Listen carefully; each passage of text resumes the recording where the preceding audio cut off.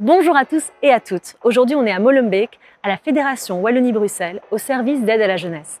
Et je vais rencontrer Charlène. Charlène est assistante sociale et est passionnée par son métier. Allons la rencontrer.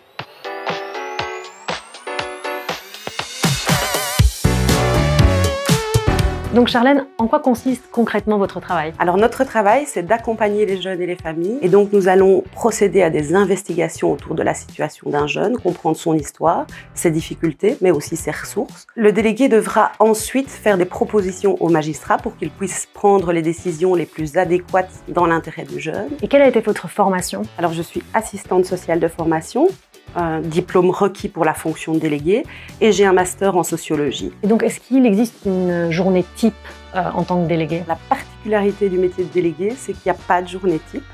Les rôles, les missions, les tâches sont très variées. Qu'est-ce qui vous a donné envie de faire ce métier? Il faut avoir un intérêt certain pour le secteur de l'aide à la jeunesse et surtout la conviction profonde que notre intervention peut permettre de faire évoluer la situation d'un jeune. Charlène, qu'est-ce qui vous anime à vous dans votre métier? La rencontre avec les jeunes et les familles, la compréhension de leur histoire, la mobilisation d'un dispositif d'aide autour d'elles sont autant de moteurs de notre intervention. Et qu'est-ce qui vous a poussé à devenir assistante sociale? Les raisons sont souvent liées à un parcours de vie personnel, mais elles sont surtout animées par cette conviction de pouvoir apporter une aide auprès des jeunes et familles en difficulté. Et donc, quelles sont les opportunités de carrière? Toute évolution de carrière est possible par la passation d'examens pour accéder à une fonction supérieure, comme c'est mon cas en tant que délégué chef, ou devenir conseiller de l'aide à la jeunesse ou directeur de la protection de la jeunesse. Et donc, s'il y a des personnes qui nous regardent et qui se posent la question de devenir assistant social, quels sont les conseils que vous leur donneriez? Il faut évidemment être animé par cette passion et cette conviction de pouvoir apporter de l'aide aux jeunes et aux familles en difficulté. Il faut aussi être conscient des limites de notre intervention et de certains aspects du système protectionnel, mais encore une fois,